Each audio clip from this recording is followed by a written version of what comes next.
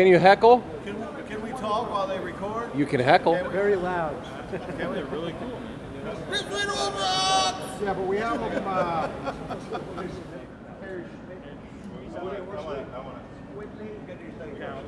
Mr. Squidley. Mr. Squidward. Now he's killing me. Man, I'd be so good. Yes, sir. He's back. So what's the exact time?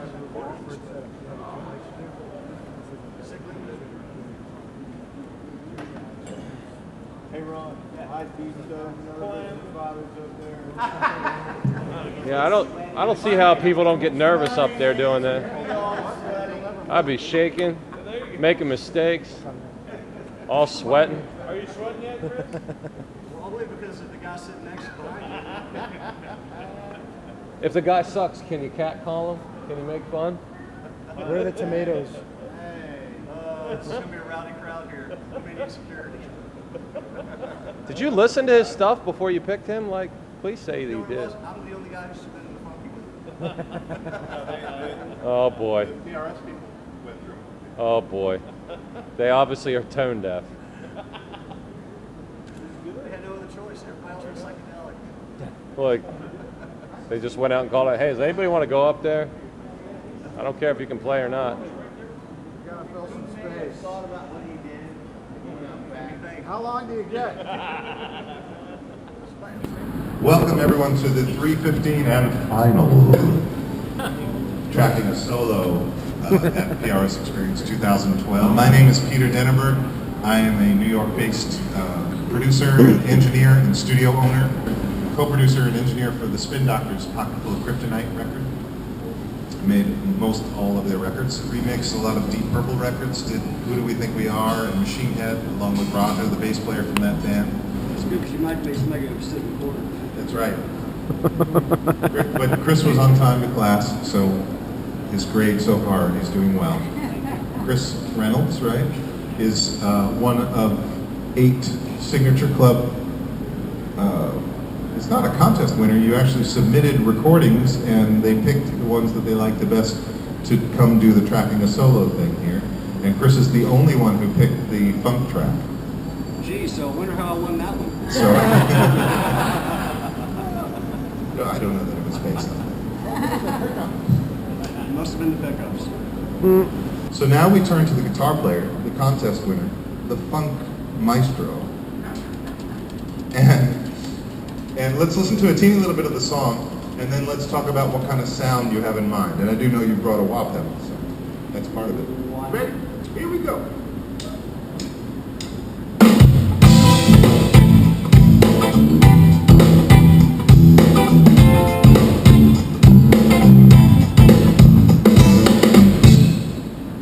Okay, so what kind of sound do you want to get? Kind of a Satriani-ish overdrive. The guitar you've chosen is the 408. Yeah, I have one similar to this, so go with what I know. And so are these the coil tap things? Yes. With the 1500 more windings so it stays the same volume? Yes. So started the melody at least, or most of it I'll do on the neck tapped. And then maybe over there for solo or something.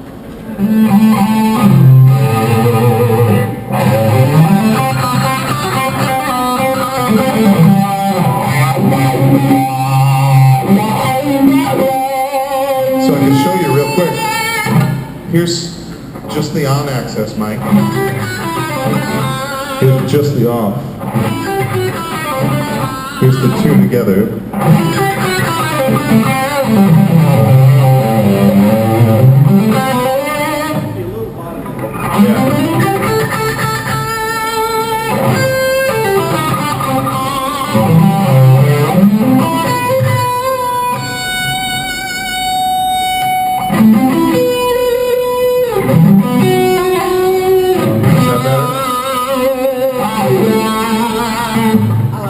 Yeah.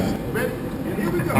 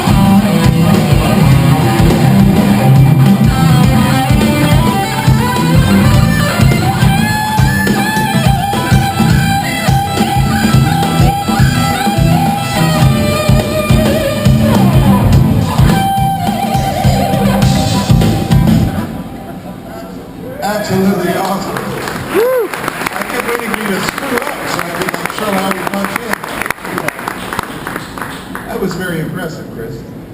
That was really neat. You never know who's sitting down to play guitar. That was very good. Really neat. I like the wah on and off. I thought you were going to be doing it the whole time. In this case, you pretty much are nailing the song, so we're not going to do the comp demonstration. And turn it around backwards like they used to do on Jimi Hendrix records. Let's see if it worked or not.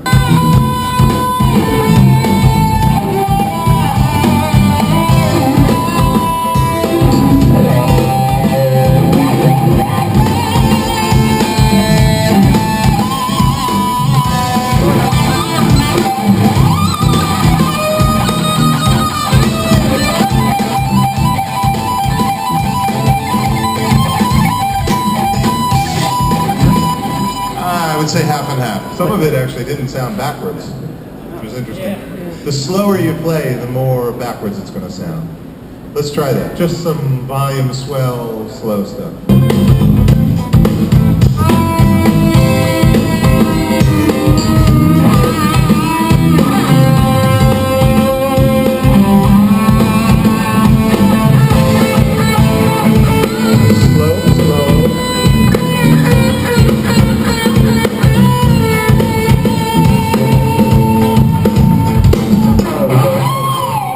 That was cool. I have a feeling that's going to reverse something beautiful.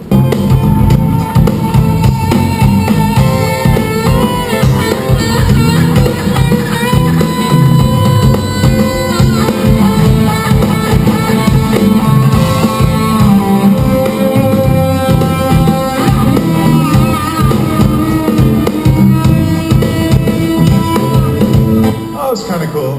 At least we redeemed ourselves. It worked that time, right?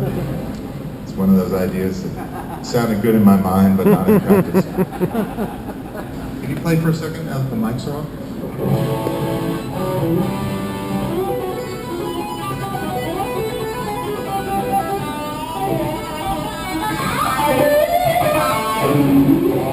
If I turn this amp way down,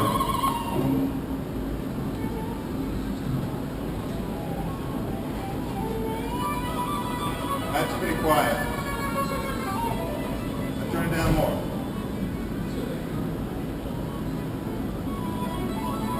Not my talking voice. We have one of these amps at home, and my son uses it, and he uses it right above our bedroom. So the fact that you can turn it down that quiet and get a tone like this in a recording,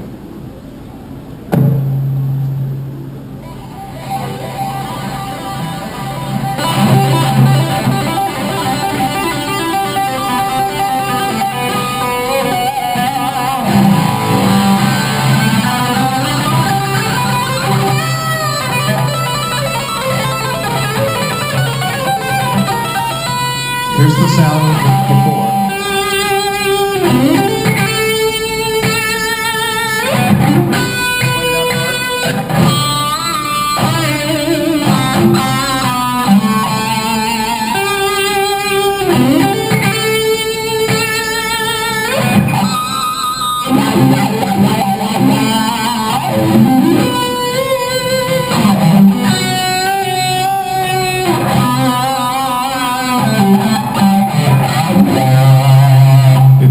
It's pretty amazing. I mean, it's almost, it's not any worse. No, definitely. And it's almost identical. And the volume of that amp right now. It's funny. It's like headphone bleed volume. And so, it used to be that we used to have to take an amplifier, a Marshall stack or something, and floor it to teeth rattling levels to get a decent sound in the recording studio. We then, for a bunch of years, we went to using really little amplifiers like Princeton's or even smaller than that, something with 5 watts, so we could floor those and get a real sound.